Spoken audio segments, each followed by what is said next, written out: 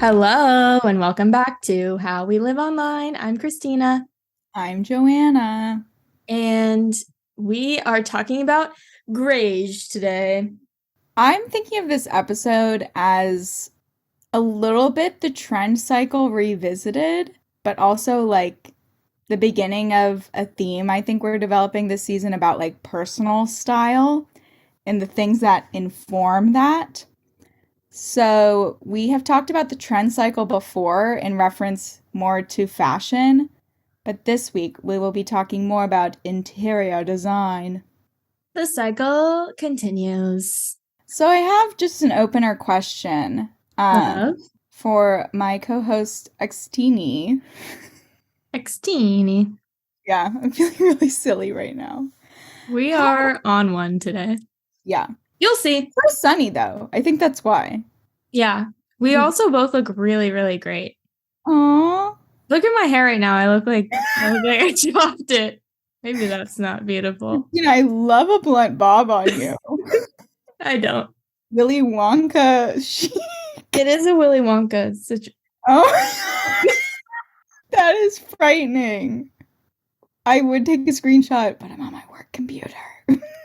Don't worry, I'm recording the call. Good. I'll post it. Porch. So, what's the question? Okay. So, and I know you have a lot of thoughts about this, so I'm excited to ask you. Which is, how would you describe your current interior design personal style? Joanna, I was really hoping you were going to ask me that. Of course. And like as a follow-up too, I want to know what do you think informs that style? Okay, I know Joanna thinks informs this. So as I was prepping for this episode, I watched the YouTube video that Joanna is going to, I'm guessing, talk about later. Yeah. And then in watching that, I was like, what is my personal style?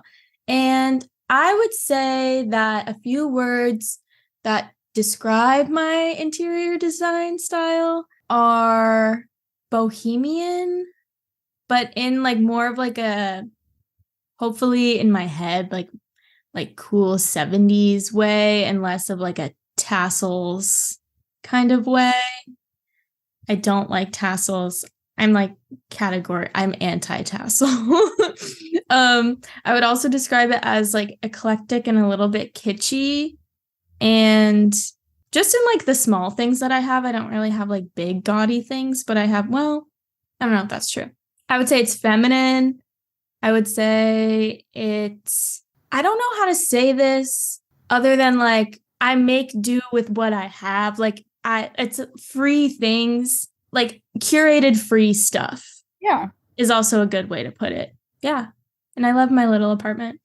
And I so like creating like little spaces of knickknacks. Yeah. I was gonna say it's almost like what's the word? Like not a diorama, but like it's almost like little like staged areas or like scenes. Yeah, I would say they kind of look like little altars in a way. Like I do have a lot of like candles you can see behind me. Let me move my mic. Ugh. Oh, actually, my laundry is like hanging behind me. There, like on top of the shelf over there, I got a bunch of really cheap, really pretty long stick candles, and they have like pressed flowers on them. And I also got a really, really nice like marble bookends from this estate sale that are probably worth $200, honestly. Yeah, and I have my notebooks in them. I just like creating, yeah, I guess scenes, like creating small scenes in the space. And I also think that's a really good way to decorate your space when you don't have a lot of money because you're not like investing in a huge piece of art to make a statement.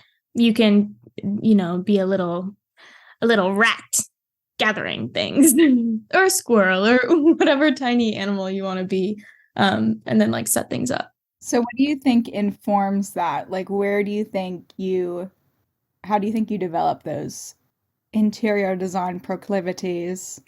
I've always been a person who's changed my room like every few months, my bedroom when I was little. And then when my bedroom changed into a different room, I was also always doing that. I painted my room like 3 times, like in my childhood.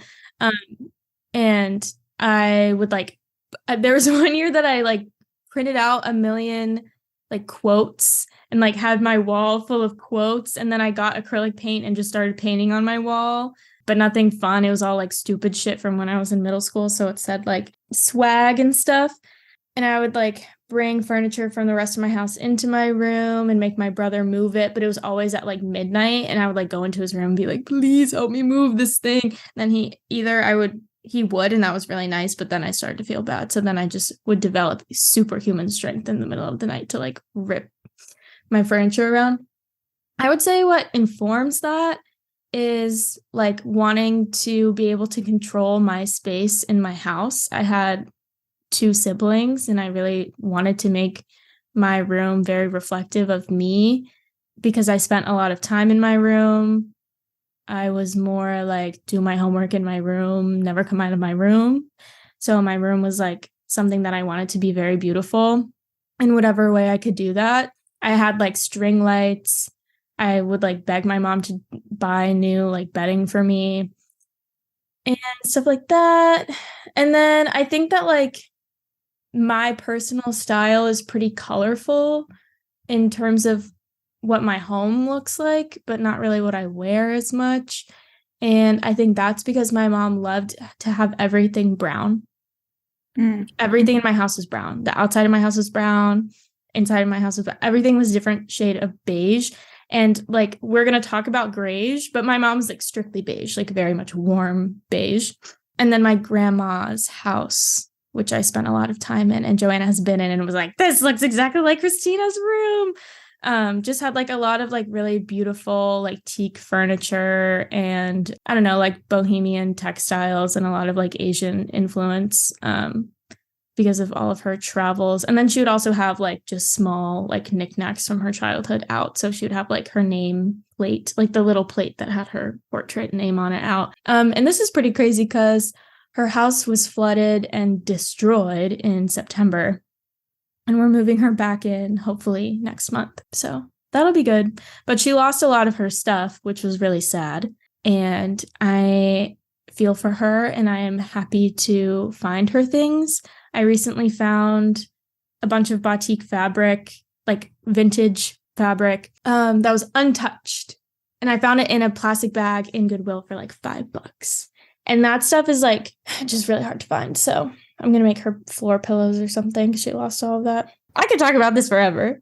I know, but I mean, that was great. You hit the nail on the head of what I thought you were going to say. Yeah, you're welcome. I did. So I agree that I kind of thought about it, and I don't know if this is just our bias. So I would like to know if the listeners agree or disagree. But I think a lot of like what I think of informing my personal style, especially for interior design, is either a rejection or a critique, as in like, you know, carefully selecting from the personal designs that you grow up in. Yeah. So as you described, like your house being beige, but on the other hand, you really, you know, vibed with Mimi's space, right? Like, and to me, those things are kind of what I would think of as the normal pace of the trend cycle, right? That like over a generation, we kind of cycle back to things that we either like it as a rejection of the things that we grew up in that now are lame to us and going back to things that like we want to take from. So one thing I just wanted to remember before we get into some of my research that I was thinking about a lot this week is the remodel of my parents' kitchen. I've done a lot of research this week on kitchens and the style of kitchens. And so I would just like to take you guys through what I remember to be the remodel of my parents' kitchen. A beautiful kitchen now. It is quite beautiful. And this is something that I think is interesting of like how it's sort of stood the test of time, because I don't really understand how that works, but we'll get to that.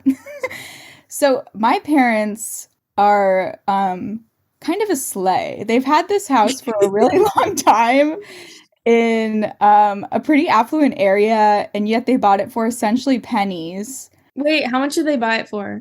They bought this house for like $200,000. Yeah, so did my parents. But your house is bigger. Was it 2 stories when they bought it? No. Oh, never mind. We both got additions. Yes. So originally, this house had a galley kitchen off the main doorway into the house. So when you walk in, you're in the galley of the kitchen.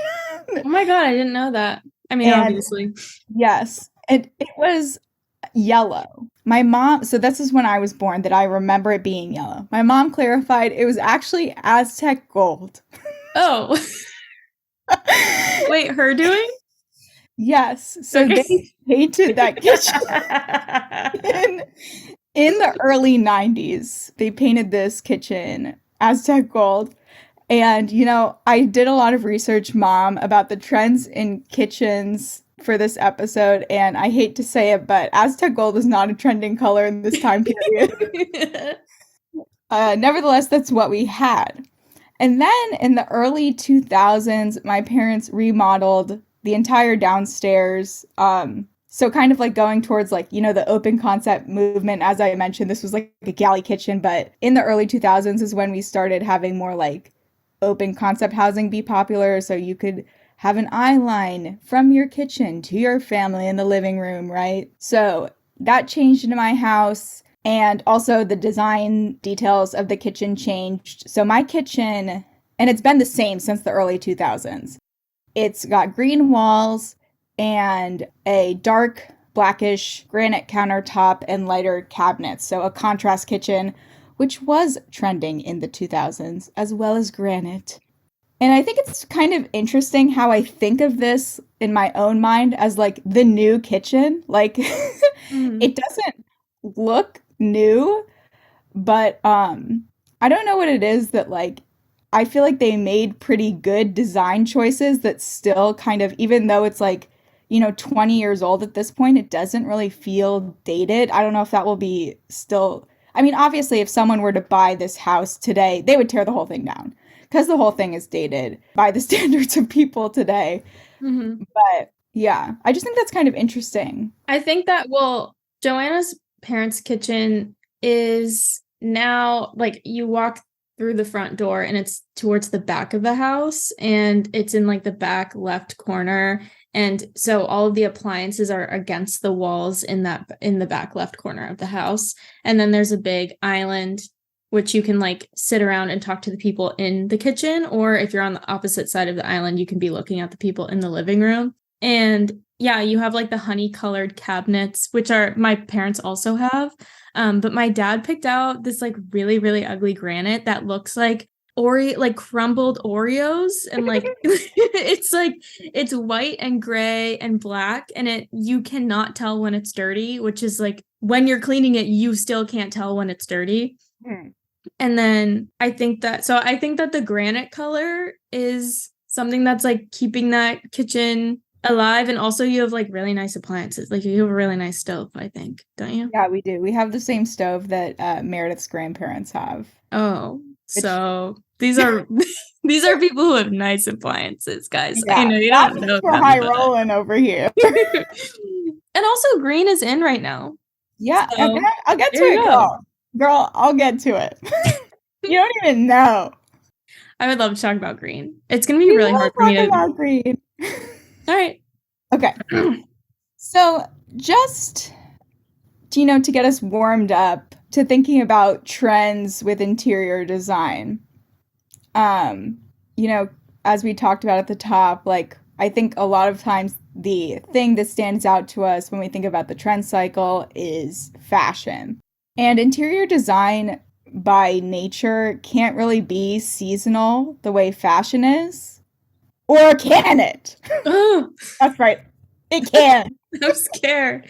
Wait, well, I guess like the things what do you mean by interior design at that point? Like I just mean decor? like when you think okay, Okay. I think when you think about, okay, maybe Fashion. seasonal isn't the right word. Interior design can't be as disposable Right. as we think about fashion, Yeah. but it can. So you may have heard of the term fast furniture. It's coming up a lot these days. Wayfair. Wayfair, IKEA, right? In a 2022 article from the New York Times, Deborah Kamen talks about, Wayfair and IKEA being really in the front of this movement. There's an interesting statement from IKEA. who says the lifespan estimation may vary for its furniture, and customers are encouraged to repair or resell or return products they can no longer use. Wayfair spokesperson says, we sell an extensive range of furniture products across all styles and price points. Some are meant to last for generations, as well as furniture that meets customer needs for affordability. Our generation's so broke, we're gonna be passing down fucking Wayfair cabinets. That's so sad. Yeah. Like particle board. Yeah. I mean, these things are made of shit. Like, my dad has an IKEA desk that he had in college that I had in college. Mhm. And it was great. It stood the test of time. Mhm. There are other IKEA things that will straight up just break. And Wayfair things actually, like, you can't even put them when you're putting them together, they break. Yeah. I think the chair I'm sitting on actually is Wayfair, and I have had it for... I'm sitting on an IKEA chair right now, and it's pretty comfortable. It was in my price range, and I'm sitting at it's actually an IKEA dining room table, but I'm using it as a desk. Yeah. I mean, it's all the same issues as, the fashion industry has about, like, meeting the demand for reasonably priced furniture, but also, how cheaply made it is, and like how, like, the labor costs and the material cost. And the material is also a big issue in terms of, like, the environmental impact, right? Like, the materials used today for furniture don't biodegrade or break down the same way that they have in the past, says Ashley Piper, a sustainability expert and author of Give a Shit, Do Good, Live Better, Save the Planet. Damn, that's a lot. Is it about interior design? I guess it's just about sustainability in general. But yeah, on the issue of fast furniture, Piper says we're creating this Leviathan problem at landfills with the furniture that we get rid of. So that's kind of in the background of this episode, is the trend cycle with furniture. It's a thing, people, if you didn't know. But for the most part in this episode, I want to talk about trends and taste in interior design, specifically talking about color. As Christina said, we're talking grayish. And luckily, I know an expert on color, an expert on paint. My brother works for a painting company. So he works for a company that paints interiors and exteriors. And I asked him, what is your take on grayish paint? Oh my God. Yay. He said, he didn't give me a real response. Don't get your hopes up. He would have been someone really great to give me a real response, but he didn't. He said, looks good to me, but we only use blue. That's his running joke, that the company, like, only uses blue paint. Like, I don't know. But do they? No, they don't. No, but that's just, like, his joke that he runs with. Like, it's his bit. He's like, oh, we only do blue. Yeah, that's his bit. Is like, well, because he's a boy.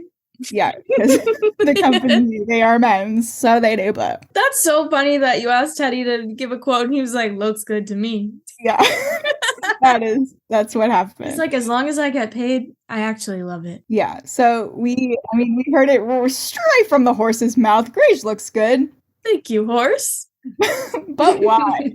So, as Christina mentioned, I highly recommend everybody watch Minna Lay's YouTube video, Why is Everything So Ugly? The Curse of Modernism. This video, I think, is really interesting, and I'm not going to recap the whole thing because, like I said, I think you should watch it, but I will recap some of it. So what is grayish? Grayish is a portmanteau of the words gray and beige, and it's a color that is a mix of the two. It really rose to popularity in the beginning of 2020 and throughout 2020. In the beginning of 2020, Kim Kardashian posted, or there appeared a video. I don't know if she posted it or someone else did, giving a house tour. And it was, people were taken aback by the lack of color, or the color in her house being grayish, which was kind of like a lack of color, right? That's also a sight to see, is her house. She kind of, like, her personal style might be stated as, what she thinks of as calm and quiet. right? That's what she thinks like the grayish and the lack of personal items give to her space. She does say that, her kids can be expressive in their own personal style in their rooms. But, a lot of people were having reactions to her house. Is it sophisticated or is it cold? Is it clean looking or is it sterile looking? What's up with the chokehold that Grage has on the people? So this is a really interesting point that Lay makes in her video, talking about how we think about grayish and white as kind of these sophisticated, elegant colors, which traces back to not ancient Greece, but really our excavations of ancient Greek statues and kind of the memory of this time period. So we all know, we can conjure an image of these marble statues from this time period that are the zenith of elegance, and they're so pure and so white. But in reality, when these statues were created, they were very colorful. They were polychromatic, but over time, the paint has worn off. And when art restorers go to restore the art, they make intentional decisions about preserving not the art itself, but this memory of how white and pure it was. And why do they make that decision? For one part, it increases the collectability or the value of the sculptures, but it also upholds a political agenda. This agenda can be seen in a lot of places, such as the Greco-Roman sculpture style used in government buildings, to kind of signal a nation, built on the foundations of society, right? Like this idea civilization. Yes. Fascists using Greco-Roman statues as emblems of white nationalism in their propaganda. There was this 18th century scholar, Winckelmann, who is quoted as saying, "The whiter the body is, the more beautiful it is, and color contributes to beauty, but it is not beauty." Color in statues and art has often been equated to barbarism or less sophistication. I don't know if that's a word, less sophisticated cultures and societies, which is a Eurocentrist viewpoint and a white nationalist viewpoint in a lot of ways. And it's also a myth, right? Just like this is a construction of what this art looked like. We should have Dr. Barber back on to talk about historiography. So the last thing I will point out about this construction of history is that it's important to note that the Roman Empire was very ethnically diverse, right? At the time, it stretched from North Africa to Scotland, and so it's only natural that in their art they would and there have been other pieces of art, right, like pottery, where you see a representation of a diverse range of skin colors, which was true for these statues as well. So back to the idea of grayish, okay, and Kim K's style statement. We wonder, is there truth to the calming effect of grayish, or does gray simply zap the life from us? What do you think, Christina? I think that like in my personal opinion, I don't like being in spaces like that. It's not representative of my style. I don't find it to be warm or welcoming. And I prefer to be in spaces that feel that way. I do feel like there's kind of a sense of luxury when I am in a space in which all of the colors match. Or when I see someone who's wearing like a fully black outfit and all of the blacks match, that kind of care is like emblematic of status to me. So if I'm in like my outfit's all black. Oh, I see. I thought you were just adjusting yourself. I was not paying attention. But I believe all your blacks match, Joanna. You're so fancy. But yeah, if I'm in like a nail salon or something and everything's all white and I feel kind of fancy, I don't know. But I think her house is interesting too, because it's not just the color that is minimal. It's also like the style itself the paintings on the walls, if there are any, it's one giant one on one wall, and it's essentially the same color as the wall. And I think, like, it's just that minimalism style in which the few things that are in the room emphasize the space around it. So it makes her house look huge. My mom loves stuff like that. Like, she always talks about wanting her house to look like that. But you've been to my house, and our house does not look like that. Like, she always says she wants to have her own bedroom that is like completely white. And then she moved herself into my brother's old room, and she just repainted it the color it already was, which was blue, LOL. And like everything in there is like floral. So I don't know.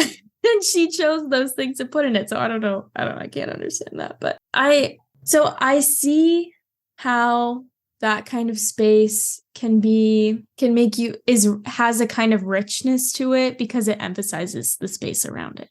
Right. That's my feeling. Yeah. There's a lot, like, I think, in Lay's video, she also talks about how, like, with more neutral tones in fashion, you can better see details in the construction of pieces, which I think is a little bit sort of like what you're saying, that, more neutrals in a house, kind of like you can see more of the innate and inherent beauty in, like, the things that you do have, or the lack of things that you do have. Yeah. And the construction of the thing, not just like the pattern of the thing. Right. But there are so many cultures that have like exciting textiles that are colorful and also well made. Yeah. No, I was going to say, like, if I had to describe my personal style, I am very drawn to textiles. Christina can't see them in my background, but they are in my room. I have huipiles in my blood. Huipiles are Guatemalan shirts, or, fabric shirts that, every village does them different. And I think it's gorgeous. Everyone's got their own style. Right. Their own steez. Yeah. Sorry, I have to say that word because this girl in Love is Blind said it, and I can't stop thinking about when she said it. She said, "That's not my steez." Yeah. I said, yeah, like, I really am confident that I know what that word means and could use it in a sentence, but I could not use it. I think of it as style. My thing, not my thing. The other thing too that I think about, like, Kim K's house and your mom's aspirations that Lay points out in her video, like, I really like the word. Wait, that was my nickname in high school, Joanna. What? Your mom's aspirations. Oh, yeah, it was. Sorry. I was late to that one. No, that was good. No, it was just Kim K. Anyway. Yeah. Lay describes Kim K's house as a museum. Yeah. Which I think also goes to this, like, all of the pieces of Kim K's house that we don't see in the video is how it gets to be looking the way it does because she has a crew of people that probably clean it. And, us and our houses, they're just going to look more lived in, right? Even if our house was totally grayish, it's really hard not to live in your house or make it look like it's not lived in, which I think is also like a stark difference between, like, one of the things that I think of as marking the difference between minimalism and maximalism is, like, an aesthetic that kind of, like, where minimalism kind of tries to live less. Maximalism is almost like living more, doing more in this space. And minimalism is like efficiency, like living as little as possible, almost. Another important thing to think about with grayish is this idea that in a neutral palette, in a neutral house, more people can imagine themselves living in this space, which is why it's becoming a popular color, for people who are flipping houses, building McMansions with all the building and the growth that's going on in the properties. They're more likely to be kind of like soulless and lifeless, just so, because it's easier to sell more people on a space that, the idea is it appeals to more people. So let's talk trends though. So grayish hasn't always been the thing. And I did some poking around this week about kitchen design trends specifically. So I would like to shout out a very good Forbes Home article about 100 years of kitchen trends, the kitchen trends of history. I'm about to show Christina a data visualization I made Oh using my God. Google search data. And since Google search has only been around since 2004, and or at least that's when they started collecting the data, I'll be focusing on more modern trends, which we touched on a little bit of these at the top when I talked about my parents' kitchen design journey. But Aztec gold. yeah, like I said, Aztec gold was not a trend. But so the 1990s, some of the popular trends included the rise of granite. The 2000s saw stainless steel, high contrast kitchens, like I mentioned, and also red and tan. So a little bit of the gradation there, but red was a popular color at this time. And the design inspo was kind of the Tuscan kitchen, Yes. if you will. We had a red, a wine colored accent wall in the Ooh. formal dining room that is finally dead. Okay, well. But yeah, like Tuscan, like French country. Yeah. The roosters. Yeah. And then the 2020, The 2012s. 2010s trends included things like reclaimed wood floors, subway tile backsplashes, farmhouse sinks, and neutral tones. I am pro farmhouse sink. Those are big ass sinks, and I like them. A lot of people are saying, like, people are going to be so pissed in a few years that they have a big ass sink and they don't have like more counter space, or like they never have enough dishes. I have a tiny sink right now, and it's better to have a big ass. I mean, like, you don't need a super deep one. I'm just saying, Christina, like it's always a rejection of what you came up in. Well, yeah, I guess because people keep getting more fucking tiny appliances, and once they're on their third like air fryer that is not an air fryer but essentially is an air fryer and a toaster oven and they're gonna be like, I don't have enough space because I have this big ass farmhouse sink. Mm-hmm. Look, I don't have enough space on my counters because I'm in a tiny apartment, and I still have a tiny sink. Count your blessings, that's all I'm saying. And I'm anti-subway tile. Cheap, boring, ugly, bad to me. So Pinterest comes out each year with Pinterest Predicts. And Ooh, I didn't know that. Yeah, it's interesting, though, as someone who tries to collect as much data as they can from anywhere that will give me data. I must say, Pinterest, you better shape up your, what'd you say? I said creep. Hey. Hey.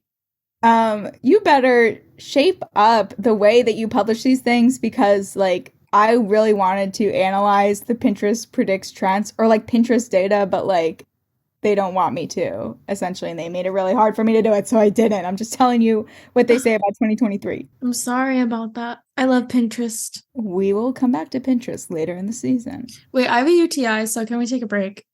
Yeah. Joanna, you know what I've been obsessed with lately? What? Having a pen that fits my hand perfectly. I hate when my hand cramps or I get that pesky blister on my middle finger. Ugh, it's the worst. But you know what? I think I have a solution. Pen Island pens are the perfect length and girth for hands of all shapes and sizes. No way! Yes way. They send you a box with all the materials to make a mold of your hands. Once they get your mold, then they send you back a box of custom pens just for you. Wow! I heard our listeners get 30% off their first order when they head to penisland.com and use our code HWLO. That's penisland.com, code HWLO. I'm back. I was on Pinterest Predicts. PP. So one of PP's 2023 trends, they all have 2023. Yeah, they all have punny names. So this one was the hipstoric home. Pinterest predicts in 2023, people will find new ways to honor old stuff in their homes. Got a hand-me-down handy? That's what it says. That sounds like a hand-me-down hand job. These searchers are helping people combine vintage, often inherited, pieces with their modern styles. Thanks to the boomers and Gen X driving these trends, antiques have never looked so chic. I'm going on Pinterest right now to look up that phrase. What is it? Hipstoric. What? Hipstoric home, which is kind of confusing because like to me it sounds like hipster, Yeah. but I think it's supposed to be hip and historic. And one of the searches that they note as like aligning with this trend is maximalism and maximalist, which I think we're seeing a shift towards, and we are shifting towards, like, I think we're in maximalism right now. I would say that this is what I'm looking at. Looks like, yeah, I mean, it's just what you described. Like, it seems like lighter colored, cleaner lines with vintage and more maximalist pieces in it, and a lot of gallery walls and a lot of gold frames. I'm not super into gold frames personally, but I'm seeing that in these images right now. I like a lot of it. I mean, it just depends on what old stuff you have. Is it ugly? Can you make it pretty? To me, in my eye? Christine, I'm going to need you to let me share my screen. Otherwise, you won't be able to see what I made for you. Oh my god, Jada made me a present. Donna, it's not working. Oh, just kidding. You made this. So, Christina and I are looking at a data visualization of the growth of grayish. That you made? Yes, in Oh which my I god, charted the relative change in kitchen inspo searches. Okay, so I've collected the Google Trends Google search data for 5 terms: white kitchen, gray kitchen, beige kitchen, green kitchen, and red kitchen. We're looking at the data right now from 2010 to 2023. How have these kitchen trends changed relative to each other? Interestingly, there are several interesting things about this analysis, I think. One of them I would like to point out is, like I mentioned earlier, Google search trends they start in 2004, but I kind of noticed that for all of these kitchen color searches, the results were a lot lower. Like, I think we have a clear point, like in sort of 2016, where we sort of see a shift of people overall searching more for like inspiration on the internet. Okay. Right? I think before that, like people were just using magazines or like other traditional ways of generating ideas. Mm-hmm. So I think that's something we see here. For the listener who can only listen, what I think is most startling about this graphic is from 2010 to 2016, we have the actual colors. So, not actual colors, but red and green are more on the top of the trends. And then once we get to 2016, we have a flip, and the more neutrals are on top. So white gets really popular, then gray gets really popular, even beige sees moments of popularity. And then as we get into 2023, as Christina said, we see a big trend towards green is on top again, and poor red is on the bottom. But as I said, another notable thing about green, so I picked red for this graphic because, like I said, the Tuscan red was mentioned in the article, and Christina has her wine accent wall. I'm not sure when your family did that, but if it was in the early 2010s, that really makes sense with the trends. Yeah, it was probably 2008. Okay, so they might have been even ahead of the curve. Just a little. I thought of green, not only because my kitchen is green, but in 2022, Emma Chamberlain's Architectural Digest tour came out, and it's having a new life, becoming more popular, like currently in 2023 too, and she notably has a green kitchen. I have to say, I think it's Dakota Johnson's Architectural Digest that made green big. I don't know if I think that like any one person makes a color big, but I think like it's it's not a coincidence that like these things happen at the same time. Yeah, yeah.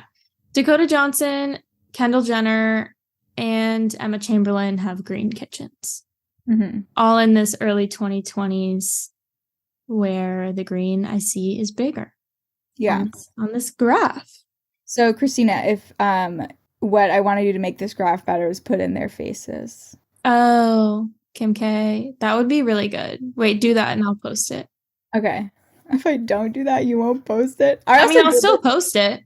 I also did this because I feel like Christina has really been roasting my data tutorials recently, so I had to make a data visualization to, Post this on your fucking Instagram, Joanna. but it's for me and you. I made it for you. Okay, you can make things for me and post it on your Instagram. Okay, I'll think about it. I make things for you on our Instagram all the time. You never look. Sorry. She hates me. It's okay. Yeah, I think it's really notable, like that you hate me. No, I'm talking about the trends. Like Gray. You don't want to talk about this right now? Gray goes from the bottom to the top. Yeah. Like go and way to the top too. Yes, like Gray is more popular than it's ever been in 2020 by a long shot. And I just think it's really interesting. Beige is looking really weird. Beige looks weird because people don't really search for beige kitchens. So that's because like there's just less data on that. But relatively, recently, relative to its normal popularity, it has been pretty popular. I also will note that I searched grayish, and it's not something that comes up in Google search trends. I think because people are like grayish is kind of a named phenomenon. Yeah. Right? Like, nobody is saying like to my brother and his painting company, like, please paint my house grayish. Like, I think people are like attracted to the color that we name grayish to talk about it. And it makes me wonder, is grayish not just taupe? Yeah, I think grayish is like tan. Like, is grayish just like lighter taupe? Yeah. Let us know. Sound off in the comments. What's the difference? I will also plug Google Search is a great place, or Google Trends is a great place to see all kinds of funny interior design trends. Like, I also was looking at the trends for subway tiles, shiplap. Shiplap is like off the charts. Like, so funny. Yeah. But some other, And like I said, like some of the earlier trends, like stainless steel, I think simply because like when it was really trending, people weren't looking to Google for like ideas or to like articulate their search. It's not as interesting. But shiplap, if you want to laugh, go look at the Google search trends for shiplap. Shiplap. I've come pretty much to the end of what I have to say. I have kind of some questions / like things that I was thinking about, but I didn't really like see in anything that I researched. One thing that I wonder about is like the privilege to make interior design style choices that comes with owning your home rather than renting, and kind of how that plays into all of this. Like, I feel like at least what I see, and I think we're also, me and Christina being early 20s or mid 20s, whatever we are. Shut up! I think we're a particular demographic that like is being marketed to in terms of like interior design, because people know that we are like creating a home aesthetic at this time in our lives. Like, we're probably, in an apartment, or we're trying to have maybe some kind of settled into a home that we want to have a certain style. But I've personally been seeing a lot on my feeds about like kind of like this DIY movement, or like, this movement to like DIY your apartment. So a lot of like contact paper, right? You can have contact paper, marble. Contact already paper is on the fucking laminate or whatever countertop I have in my apartment now. Right. It has fake marble paper on it. I didn't even have to put it there. Right. Or like contact paper tiles. Yeah. I've even seen like stained glass overlay to make your window look like it's stained glass. And what's interesting about that is that on camera or in a picture, those look okay. Yeah, I kind of like them. But when you're in the space, they're so flat. Yeah. It's strange. Yeah.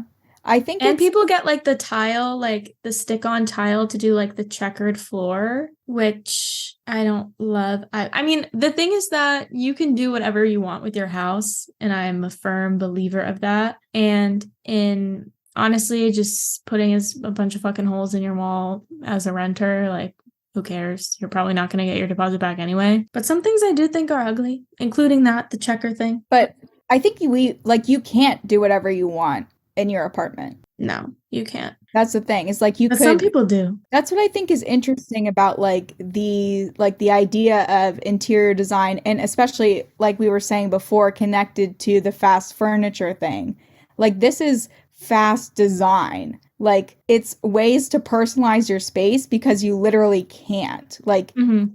because you can't afford to like have a more expensive remodel of your house, or because you can't afford to live in a house that you own that you could make owner like design choices about. And I think that's something that is different about the upcoming generation and the current generation, millennials who are in the same situation like from before are, and I'm just sort of curious and interested about like how that interacts with what you imagine to be your style, right? Like, do you imagine, or how does like the apartment that you can afford to rent limit what you consider your personal interior design style? It certainly Um, cramps my style. Right. Like, It I think certainly it's really does. interesting. Yeah. Yeah. I have dreamt of having my own house ever since I could dream. And I think that like all of these DIY things they have their faults. They don't last long, obviously, but it doesn't matter because everyone's fucking moving because everyone's rent is going up. And they don't look as good as a professional, like putting in a stained glass window. But like, what are you to do? Just live in your like painted over shitty apartment? Like, I can see there are like 5 coats of paint on the walls in this room right now. Like, what are you gonna do? You have to curate your space to make you happy. I'm a believer in that. And Hmm. it sucks that we can't afford to do what we want with our houses. But Hmm. it's also like, I don't know if there's anything positive I could say about that is like sometimes constraint, like, or restraints make you more creative and make you find new solutions for things. If I had unlimited funds, I'd be fucking up my house constantly Hmm. because I'd be just on a whim changing things all the time. Or it adds to like the inner dialogue about the rejection of the styles you grew up in, right? Because it's not just like a home that you might have grown up in, but also years of pent up design energy that you weren't allowed to put into something useful in your own home that maybe one day will be able to, influence our own space. I have so much pent up design energy. I am Exactly. moving this summer. I don't know into what new space, but I'm hoping to move into a house and that I'm obviously not going to buy. I said that to a coworker and they were like, "You're going to buy a house?" And I was like, "Bitch, with what money? We make the same."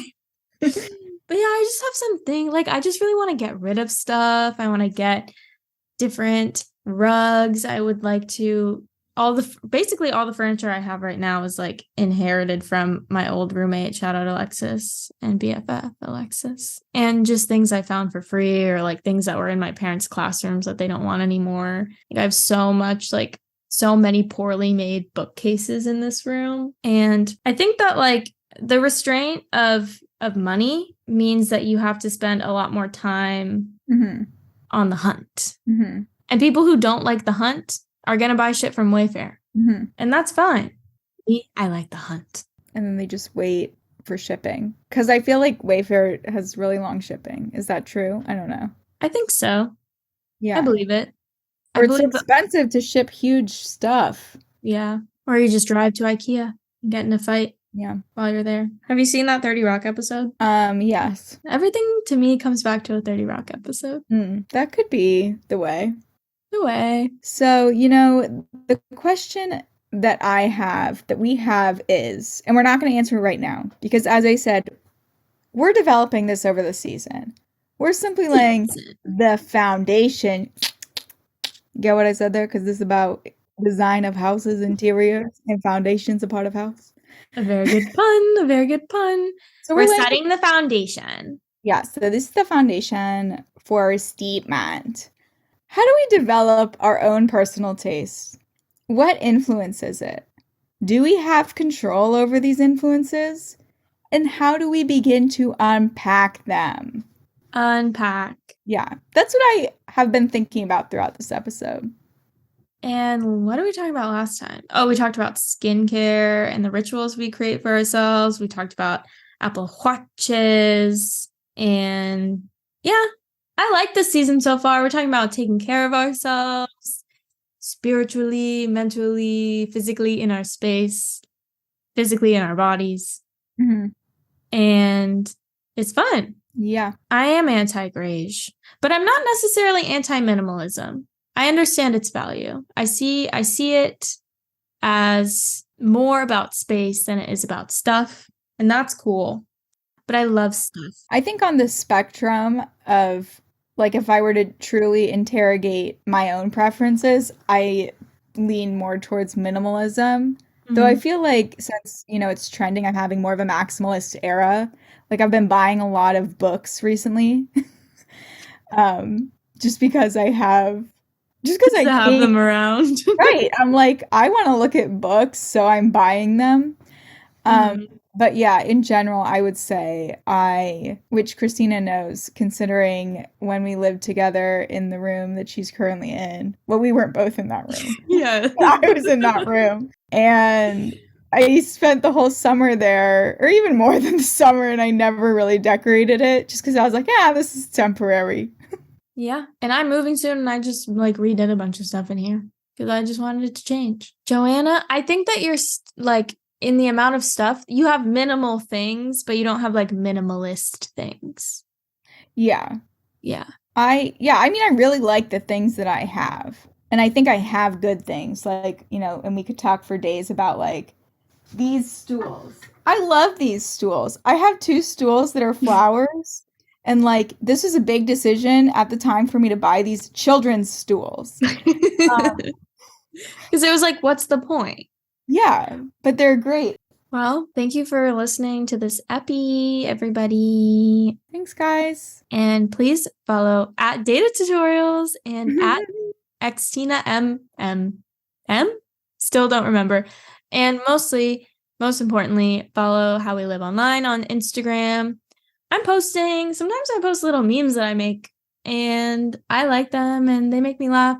There's one that I posted with Joyce Carol Oates and Steve Martin, and that one made me laugh. And so you should follow us. And shout out to our first sponsor ever. So yay, we're moving up.